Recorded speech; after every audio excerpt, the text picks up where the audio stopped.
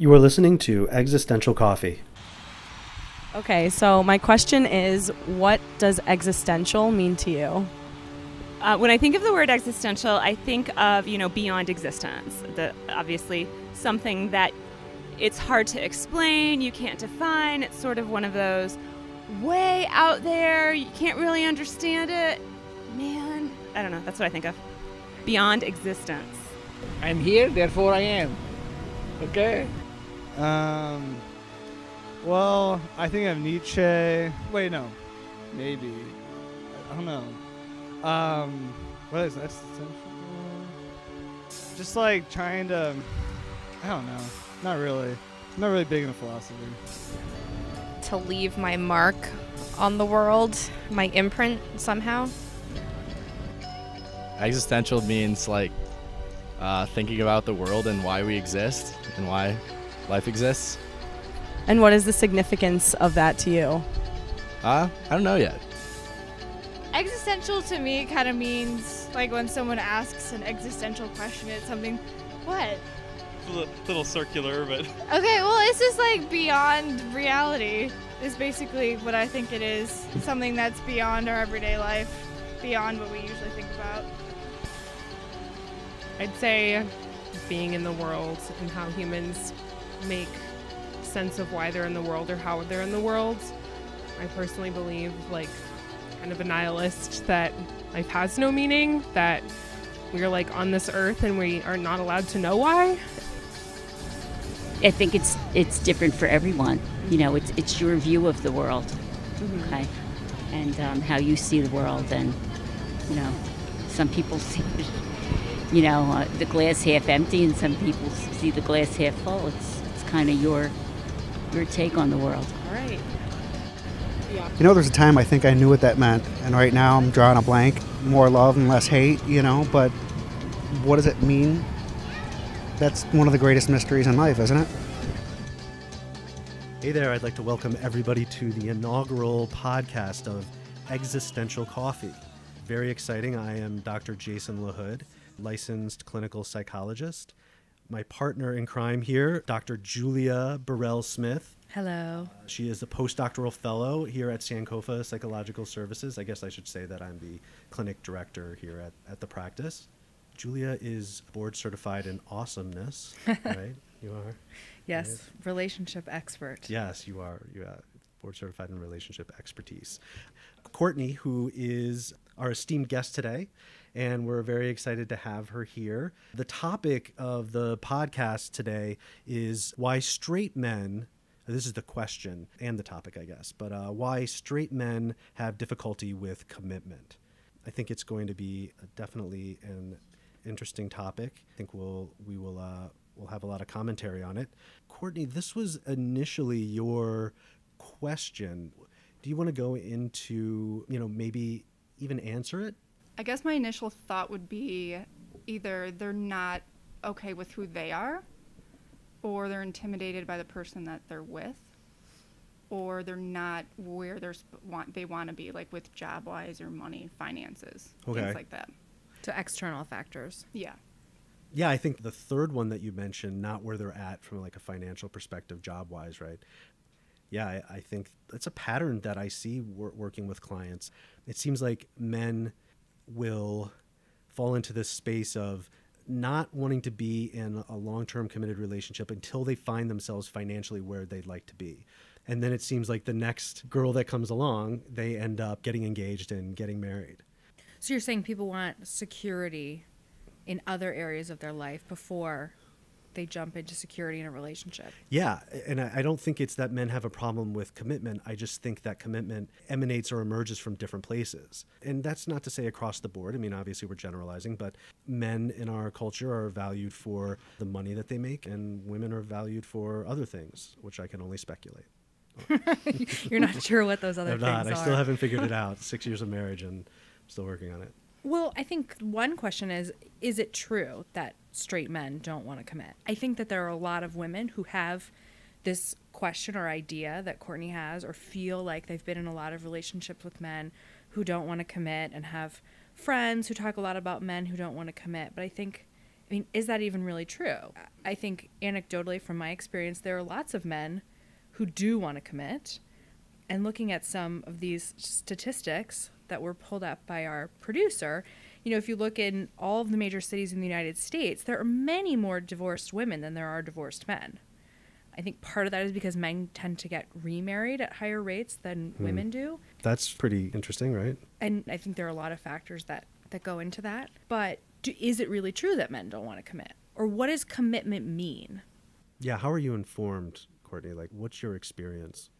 I look at commitment from my parents because Okay. they've been married 30 plus years. Okay. And pretty much everybody in my family is married numerous months a year. So that's what I look at as for commitment.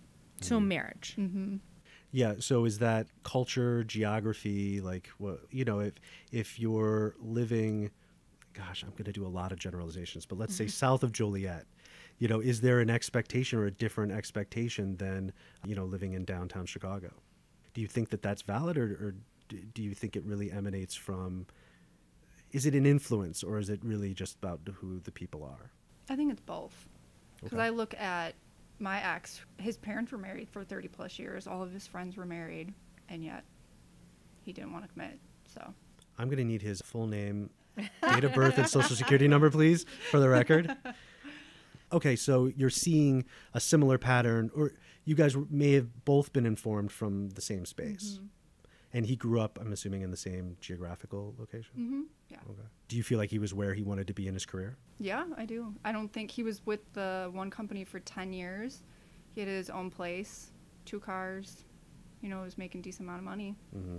So, and he didn't say anything about wanting to go anywhere else with his job. So I think he was content with where he was at. So I guess I'm listening to you and I'm wondering, like, what is your fear? I think he was just very selfish. That was my thing that I found out too late.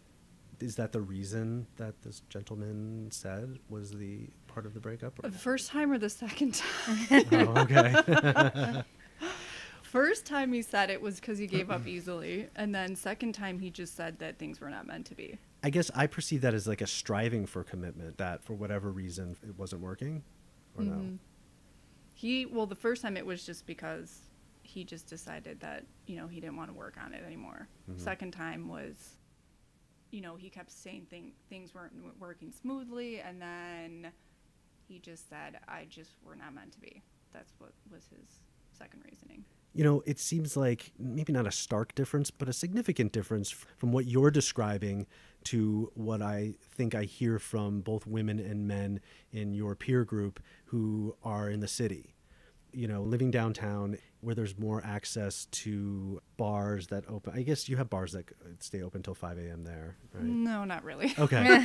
Okay. Not in the suburbs. If you don't mind me saying, maybe a less traditional approach through relationships? Yeah.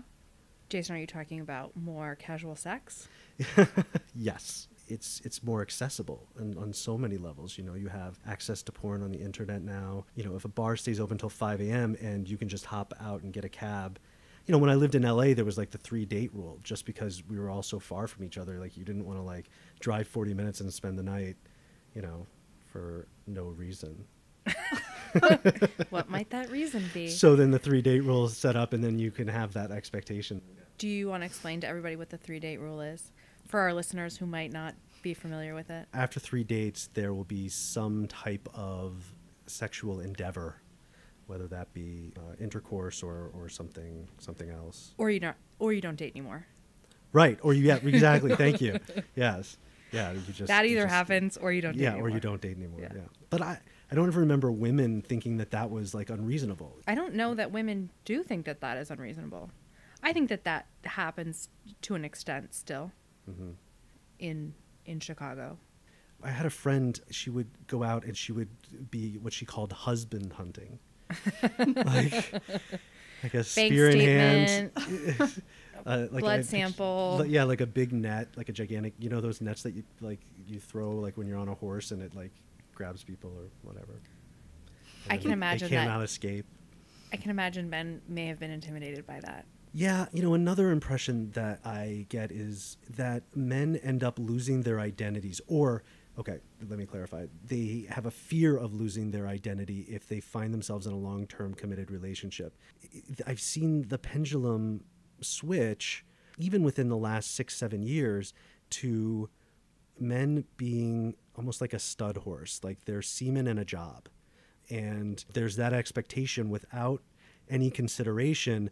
Again, maybe in some relationships, what they believe to be and lack of consideration about what their identity is, what are their needs, and how are they going to get those met. And what else they're bringing to the relationship. Right. Yeah. I mean, the fact that there's more males that get remarried, I think says something. In fact, and I'll often, I think as we move forward in these podcasts, throw out things like the research says. That doesn't necessarily mean that I've looked at all the research or that I even have looked at any research. It's just something that I like to say. So the research says that, men are actually much less depressed and, find much more satisfaction and safety in long-term committed relationships, including marriage. And women are actually more depressed and feel less safe and less satisfaction, for whatever that means. That's Jason's plug for marriage for the hour. It is. So when you hear those things, Courtney, do those things make sense? They do, yeah.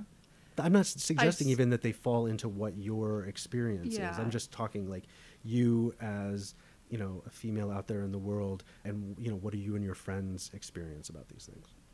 Well, most of my friends are married or engaged, so. Okay. That's, they don't really have any say in it, but. Do you feel like you're experiencing like some sort of friend group pressure? No. Mm-mm. Even if that pressure is placed by yourself? I would say I have more pressure on myself than my friends do. Absolutely. Because my friends are all like, "Oh, you're young, you'll find somebody."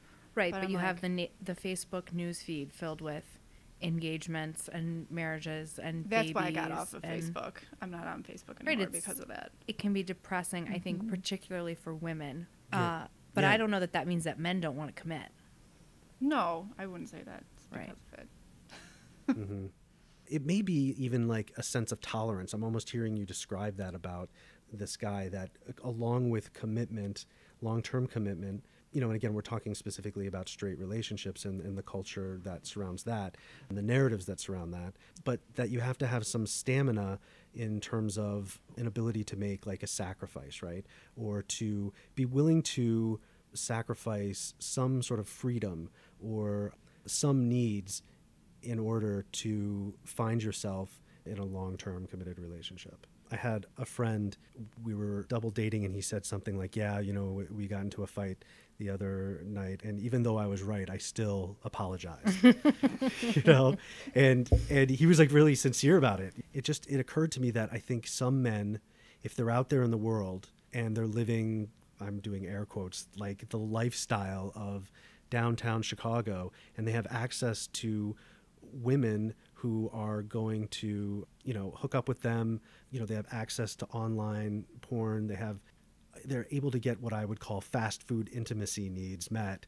They may kind of feel like, the grass is greener on this side if I have to give up so much of this freedom if I'm going to be in a committed relationship. Well, and I think it's important to point out, we're talking a lot about generalizations. Yes. Right? And cultural issues and social issues surrounding sort of relationships, and Courtney's specific question, like why don't men want to commit? But I think not that we can nor should we talk at length about this particular individual that you were in a relationship with, or anybody, but I think there are also real psychological concerns that for some people prevent them from wanting to be in relationships. Sure. Courtney, and I'm not asking you like specifically to disclose about yourself, but in general, women in your peer group who are single, what would you say your identity is? Like, how would you describe, how would women that you've talked to describe their identity? You guys were all at Bourbon Street hanging out. Picking up some cops. Or firemen. Yeah, I mean, I think I'm kind of throwing it out there as a broad term. Like, how would your identity shift? Is there a line of demarcation in your mind between being single and being married? Would your identity shift once you cross the line and the vows and the kiss and all of that? The piece of paper. I think most of my friends would probably say no.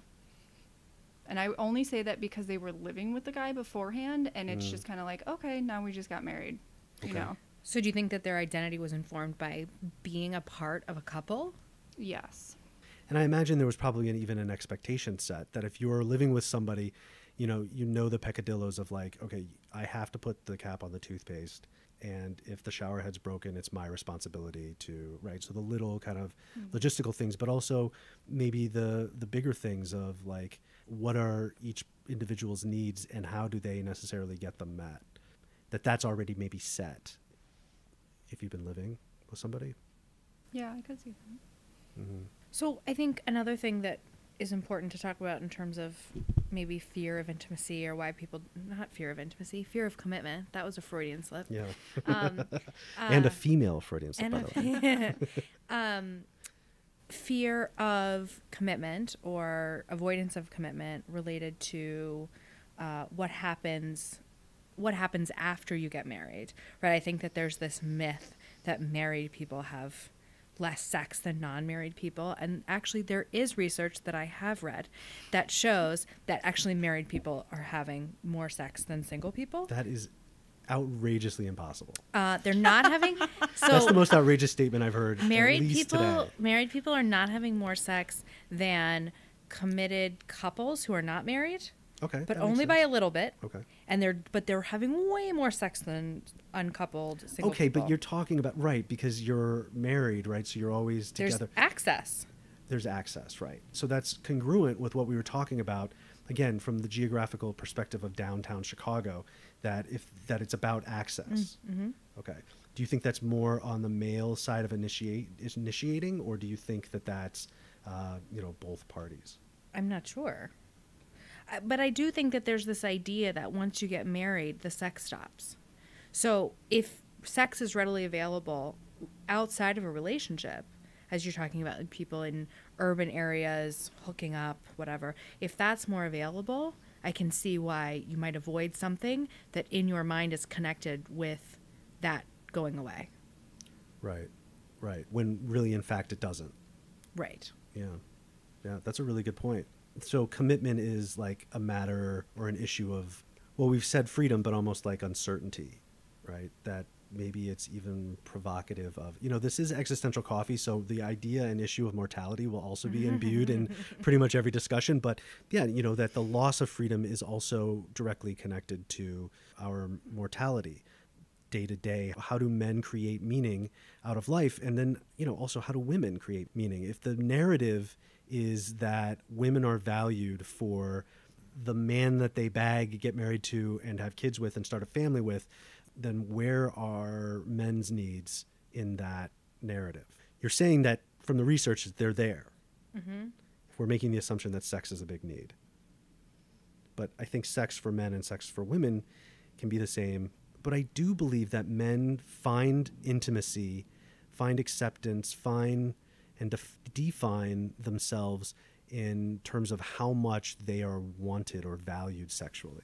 Well, and I think it is true, that especially after you get married and start a family, or even if you start a family without marriage but in a committed relationship, that there is a feeling of being pushed out a little bit by children, and that children's needs start coming before men's needs, or it's more difficult to be spontaneous sexually when you have small children running around. It's less likely, right? Right. Right. Yeah, it's more difficult. And I do hear this a lot from my clients and from friends, the fear that it will kind of all be taken away. One of the things that I work with clients on, both male and female, is the idea of setting expectations. That a lot of, I think, the way both men and women think about a relationship is caught up in the narratives that surround it. That a wedding means a specific thing, a demarcation, if you will, and in our culture, after that you have to be a certain way, that you can't continue to be who you are, that your identity shifts significantly. And being engaged in getting married is actually being on the same team about what those expectations are.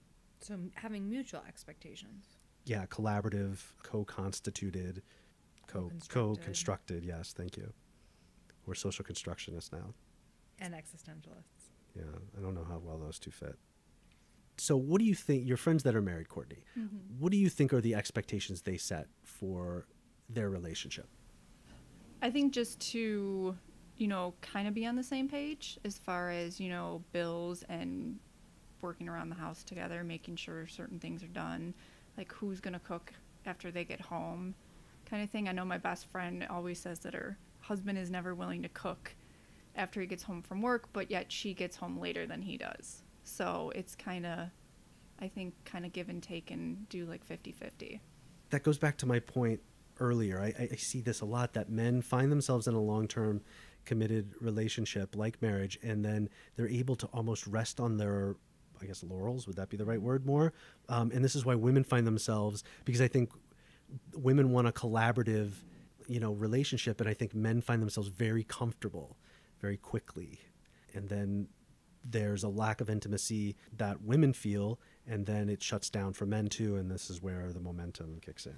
Courtney, out of curiosity, how old were most of your friends when they got married? Like late 20s. Okay. So there's this trend in the country that's moving towards waiting longer to get married, so getting married at an older age. And the stats that we have suggest that the largest percentage of people who get divorced are the ones who got married between the ages of 20 and 24. So I'm wondering if there's now this social idea that it's okay to wait.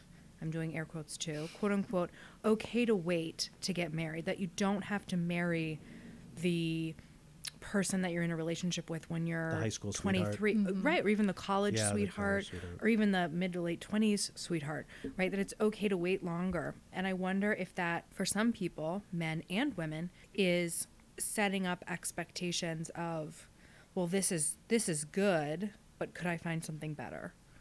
Or could there be something else out there? So we don't live until like 35 anymore. So right. So yeah, so that's interesting, even from an existential perspective, the idea that if we're going to live, into our hundreds, we'll be the first generation of centurions.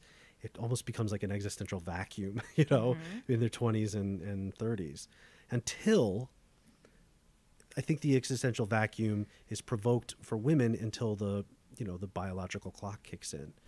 But I think even that, there's more, even though there are similar health risks, there's more acceptance around having children later in life. Well, that's because you can freeze your eggs now. This is like the really popular part of discussion.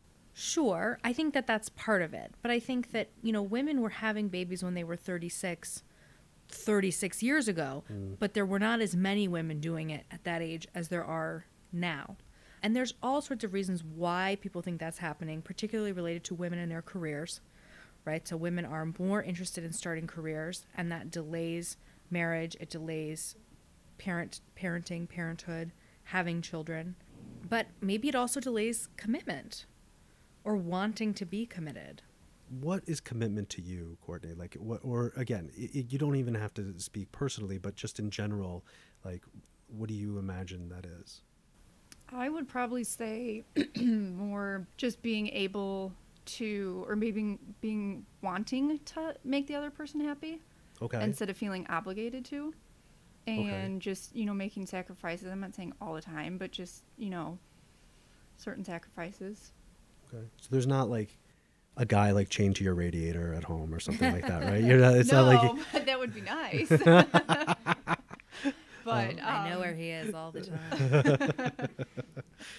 Oh man. But no, not that. Okay, so for you, commitment is about invoking happiness into the relationship out of a want. Mm-hmm. Okay. Is there room there for, I imagine there's room for somebody to be in a bad mood or something like that. Absolutely. Yeah. So it's like that's like a kind of more general. Mm-hmm. Do you think that would be different than some of your friends? Is that what your friends have as an expectation? I don't know. I've never really asked them, honestly. Mm-hmm. I wouldn't know. I would potentially be curious to hear from maybe some members of our studio audience. Yeah, so would I. About what commitment means to them, or their ideas about commitment. We do have a live studio audience. We failed to mention that we have a live studio audience. So I'm happy to share my own feelings about commitment, but I was wondering if maybe anybody in the group would like to share thoughts Oh, great. So our producer, Madison, she is a advanced extern now, right? Here what are they calling round it? 2, maybe. Yeah. Round 2, okay. Incoming pre-doctoral intern. Yes, in just a month away. But also produces the show and does an excellent job. Did you have a comment? Yeah, well, so I'm from a very small sort of rural farming town in Indiana. Again, my parents have been, married for 30 years, but I think my idea of commitment is sort of different from Courtney, and I think we're sort of in the same sort of peer group. But for me, commitment definitely means marriage, and I kind of conceptualize it as a very much demarcated sort of role in my identity from, being a single woman in grad school and pursuing my degree versus, becoming engaged and getting married.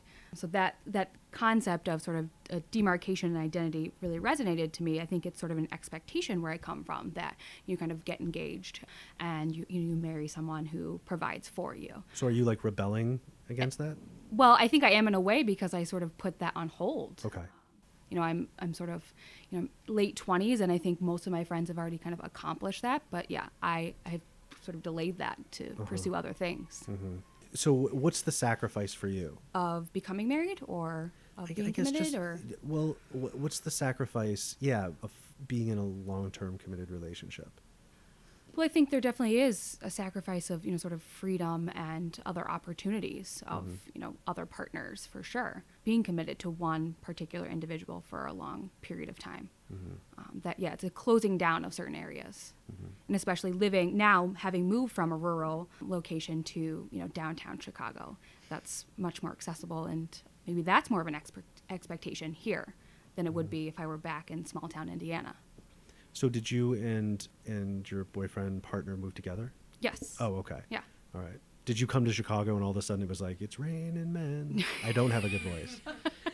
That was awful, wasn't it? Julia's looking at me like don't ever do that again. Right. So, but did you have that experience? Was it like a culture shock? A little bit. Yeah. I think since, I'm from a very small town, and even when I went to college, it was a very small private liberal university. So, and it was, very female dominated. So moving to Chicago was definitely a shock. An adjustment. Okay. Do you think the men are shorter here? I feel like Yes. men in Chicago. Yes, they are.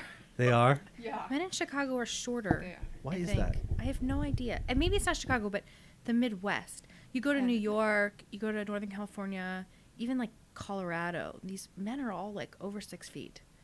And in Chicago, I feel like there's nothing wrong with a man who's 5'10", but I feel like they're all 5'10". Or shorter, a lot shorter. It almost sounds like they're clones. They're all the same. Yeah. Like, they're all the same stud horses. Yeah. I don't actually feel that way, but I was making Jason's point. Well, again, why is it important that men are tall or short? Like, why is that valued in our culture? And then, you can see the microaggression in even the comment of all men being 5'10". If you're 5'9", I imagine that men who are 5'9" and understand that maybe have even more energy around going out and like getting what they can before they get married, or maybe insecure that it won't happen. Sure. Well, I think it's not just women that value taller men, right? I think it's culture and society at large. Oh, yeah, I don't argue that. Right. But, I mean, you could make the argument that there's an evolutionary perspective there. Just What? like I guess you could make the argument that all of this could be looked at from an evolutionary psychology perspective. I mean, that's certainly not reductionistic, is it? I didn't say that it could only be looked at from that perspective, just that it could be. Okay, so going back to the whole idea that men need to be taller and bigger so that they can defend and provide, and what? Women. And that if women make there babies? is a truth about women not wanting to commit, it's about an evolutionary drive to, I don't want to say spread your seed, but to increase the likelihood of passing along your genetic material to as many people as possible. Whereas women don't have that opportunity, right? So the idea for women is to get a mate and sort of keep that mate, to secure it, which is why, if you think evolutionarily speaking, there's this whole thing about older men and younger women, right? Older men can provide and sort of protect, and younger women can have babies. More babies. I certainly don't think that this explains all behavior, and I absolutely don't think that it excuses any behavior. Like, saying you're in a monogamous relationship and then deciding to have sex outside of your relationship without your partner's knowledge because it's quote unquote the evolutionary Damn, I was all excited to go psychology whoop it up. I thing was like, to do. I thought I had permission. Thank you for taking it. There's no permission or I'm not condoning.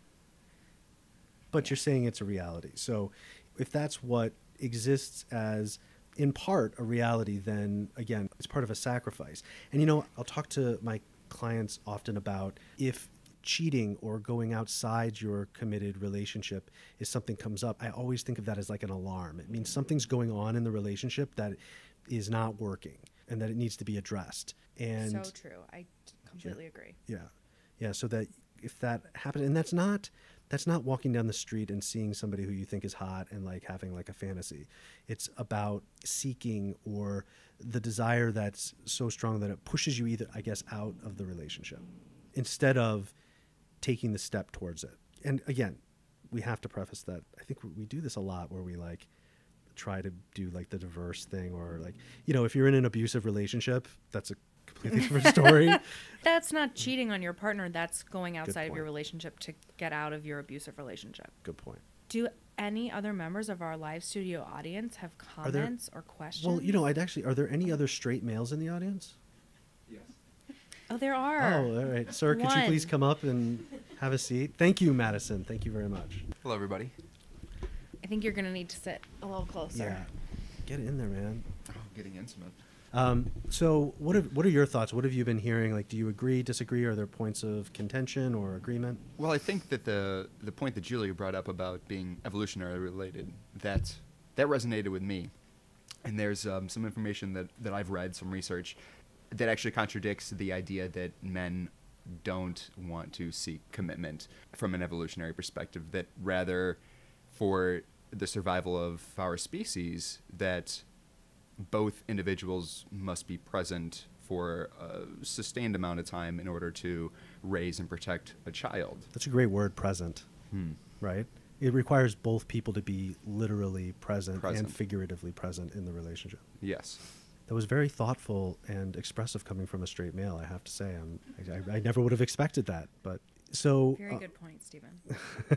Thank you. Thank you. So, right. So you said, like, you used the word present in the relationship, and that makes me feel like commitment, it's just different for men, right? It doesn't mean that it's lesser than or less valuable. But why is that narrative so popular in our culture that men have difficulty, right, with commitment? I don't know. What do you think, Stephen? Well, I feel like there's so many possible explanations for that. It's hard to put your thumb on one thing in particular. Maybe you should talk about, were you comfortable talking about your own experience? I can, yeah, I'm comfortable with that. I'll Okay. let you know if we get too personal. Okay. Go ahead. No pressure. Dude, just make it up as you go. Well, I comment on that. Like, what is commitment to you? What does it look like? Not only for yourself, but for your relationship. What does commitment look like to me? I think for me, commitment is, I'm going to say this, but I'm going to explain it afterwards. I think it's easy, or it should be easy. Mm-hmm. It shouldn't be something that is necessarily forced. And I think that's really the crux of what relationships are built on, is that connection. And I think commitment then can naturally evolve and develop out of that. Stephen's really good at marketing himself. Like, this is very smart of you, Stephen. You're very sensitive. But what you're saying, I'm giving you a hard time, obviously. What you're saying, though, is sort of akin to what Courtney was saying, right? I mean, it's the same thing, I suppose. It's interesting because when Stephen was talking, I was thinking about that sort of, I don't know if you want to call it a contradiction or maybe a dialectic, whatever, about, on the one hand, people say things like relationships are work. they're hard work, right? You have to put in effort and a lot of work, and marriages take a lot of work. But there's this other idea that like relationships aren't supposed to be quote unquote that hard, right? When things are like that difficult or that hard, then that's a sign that maybe the relationship isn't working. And I think that for a lot of people, that message can sort of be confusing, and it's difficult to, it's kind of I guess the optimal space in between those things is a little bit difficult to define or verbalize. Well, maybe instead of maybe it's commitment is the same.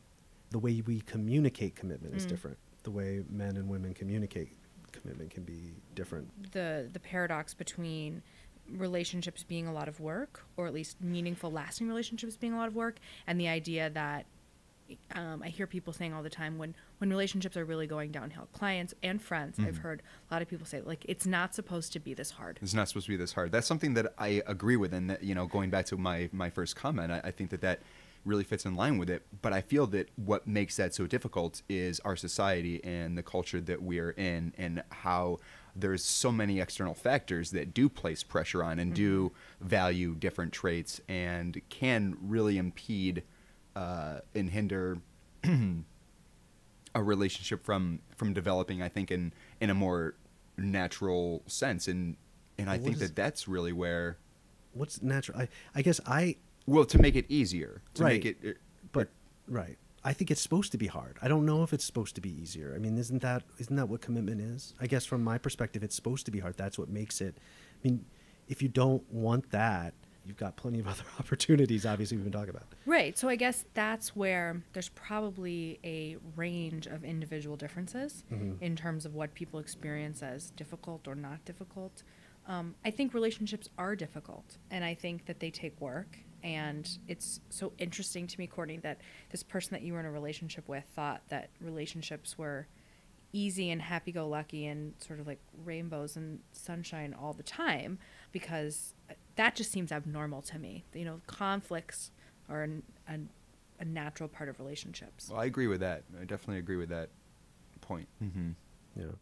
Yeah. I guess what I was referring to as being easy is more the connection, or the foundation of what the relationship is based on. And then obviously as you progress through that, as you move on together, there's obviously going to be obstacles and external factors that place pressure on or cause. But I guess, what does it mean to you to be committed to somebody? How is that different from not being committed to somebody but feeling connected to them and attracted to them? And I guess, thinking back of my own experiences dating and in relationships, I've been in love twice. I've had two very serious relationships. And I feel that with both of them, what differed from other dating experiences, at least for me, is that there was a space where I was able to feel comfortable, or to really be vulnerable, to really allow myself to be known by the other person in a very genuine sense. Wow, yeah, I think, that really resonates with me, the vulnerability, right? And I think oftentimes when it comes to commitment, I know for me, commitment issues that I've had maybe stemming from these relationships is just trying to be able to find that space and be vulnerable again, and be able to sit with that. And I think, that being a male and versus being a female, I think that there is a really big distinction there culturally, where I think for men we're at a disadvantage because we're not exposed to so much of that vulnerability, and it's not something that we're comfortable with. So when you experience it in an adversive way, I think it could be more difficult to overcome, or to get back to that point. But that's my opinion. And yeah, with my wife and I, we had been dating about 8-9 months, and I can remember we were standing in the kitchen in my apartment, and we had just sort of like had a hug, and she looked up at me, and I could just see how much she loved me in that moment, and it freaked me out. Because it meant if I'm going to meet her there, I need to be vulnerable. And I can remember saying to her, it's going to sound, I don't know, you guys can figure out whatever it sounds like, but I remember saying, like, don't fall in love, like, don't do it. And she looked up at me and she's like, okay. And in that moment, I fell in love with her. Like, and it was always there, but she allowed me the space and the access to move towards her and connect with her. And I had never really felt that before. I'd looked, 30 some years to find that space where it was like, oh, okay, like my needs are important to this person in a way that it's like, now I want to be with you all the time. I think she almost became annoyed by it. I think one of the biggest things with relationships and commitment is that there's a stigma around your identity, and that getting into a relationship, it's no longer your identity, it's identity within the relationship. Right, it's the relationship. The fear of being consumed.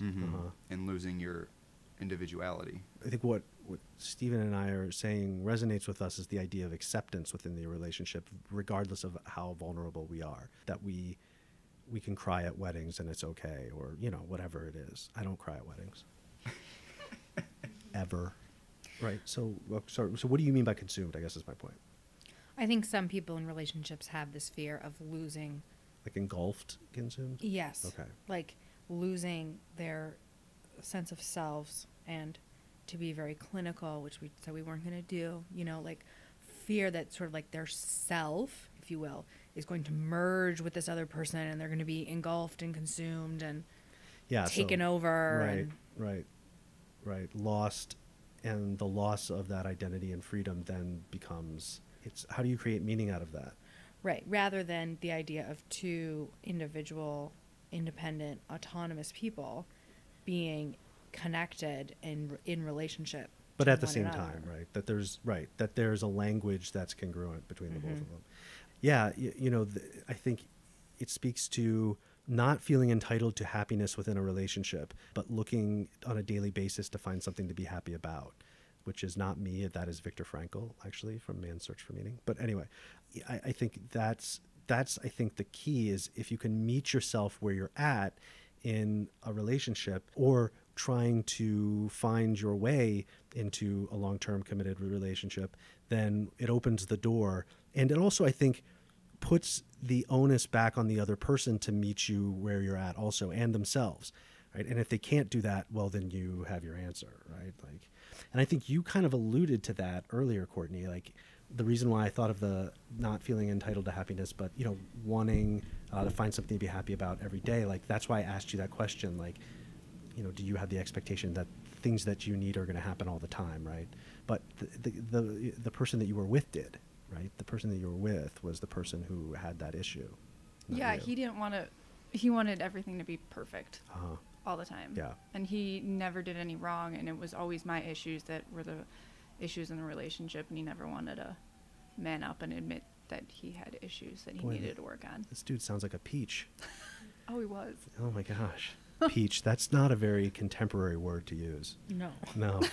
What is that, like the 40s, you think? No, later. Later? 60s? Yeah. I don't know. Okay. Well, thanks for your help. Awesome. Welcome, Jessica. Thank you for coming out of the audience and volunteering to join us today to talk about why straight men have difficulty with commitment.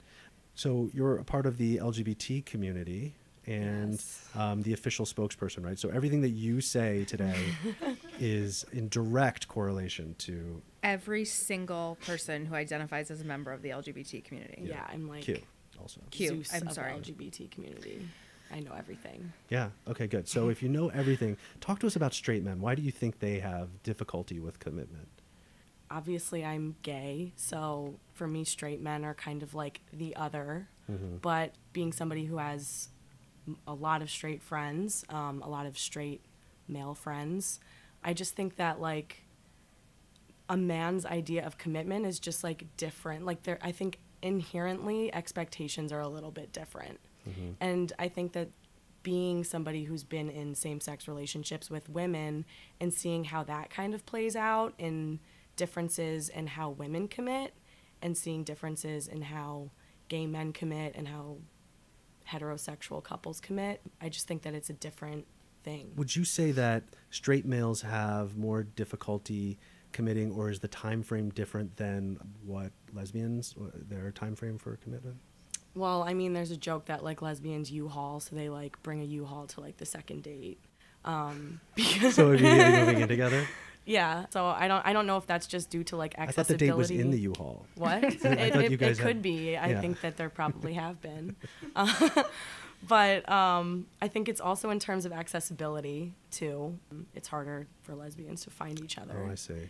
But yeah, I don't know. I just think that for men, this is obviously a gross generalization. We've been making them all day, so go ahead. I think for men, I think the fear of losing freedom is something that is more present that I've seen with my male friends. It's always something like, do I want to settle down and give up everything that I've been doing and being able to go out and not respond to anybody and be able to float from bar to bar, Be chained to the radiator. Like Well, it's Courtney. funny. Even the idea of settle down. What's that line from Goodfellas when Joe Pesci's character is like, "Ma, I do. I settle down every night, and I wake up the next morning and I get to settle down again." So, would you say you don't feel a loss or a lack of freedom when you find yourself in a relationship? No, I think in my experiences, it's just something that, like, you know, with my girlfriend, it's something that, you know, we're committed to each other and it's just something that's known and it's something that we are both invested in, and it's not even like a conversation that we had to have. It's just like the expectations were pretty clear from the get-go that, you know, once we fell in love and, you know, things got intense, it was just something like, I don't want anybody else, she doesn't want anybody else. There's no BS, there's no games, and that's just kind of like what it was. And I mean, obviously that's not everybody's experience at all. But I see a lot more games with heterosexual people. What does this text mean and these dates, and I don't know, I just think there's a lot more like games and not knowing what things mean. Is there a feeling that maybe straight couples take it for granted? You mentioned accessibility earlier, that they take the accessibility for granted? I think maybe in some contexts. Yeah. It's like they have so much liberty to like find whoever, whenever, and it's always like searching for something better. Is there something better out there? Right. The entitlement to happiness. Yeah. Would you agree that it should be easier? Do you get into a relationship thinking it's supposed to be hard? Yeah. Okay. Yeah, and I think the commitment comes from knowing that it's going to get hard and just sticking with it anyway and expecting the same of your partner. Yeah. Because if it gets hard and you leave, then you're not committed. Right. That's a good point. Right. Yeah, that is a really good point. I applaud that point. Except I'm not going to really applaud. It's just what I'm saying. Wow, this was like really informative, and thank you so much for coming up and sharing with us. Yeah, and thank you, Jessica. Thank you to everybody. Again, be on the lookout for our next podcast. You know, since it's our first one, I've been thinking, you know how Bob Barker at the end of The Price is Right would say something like, you know, get your pets spayed and neutered and stuff. I want to do something like that, not about pets, but about like insurance. Know your insurance policy and know what a deductible is. But it does benefit everybody, including you. Like, the most important thing about medicine in our culture, in our country today, is understanding that policy. When you go on the exchange, find someone who's been on before who can help you navigate, but also who understands. If you have a therapist, go through it with your therapist. If you have a primary care physician, ask the questions. Understand your insurance policy, because you don't want to find yourself in a situation where you really need medical help and it could be unavailable. And if you don't understand what somebody is telling you when they're explaining these things to you, tell them you don't understand and ask them to clarify. People are notorious for throwing around jargon that doesn't mean anything to people outside of the insurance industry. You need to ask them to break it down for you. That's my 2 cents. In fact, you know what? Just call me. If you have questions, I don't mind. I will answer them all. I think this was a really good discussion. I want to thank Courtney for Thank being you so much. Open You're welcome. And Yeah. vulnerable, to use a word from the hour. And great question. I thought it was yeah. Sparked a lot of really interesting conversation. Thank you to our live studio audience for being present with us and participating, for those of you who participated. Big shout out to Madison Hurd for her production skills. Yes. And live from Sankofa Psychological Services, we're out. Okay. Existential coffee. Grab one. Bye.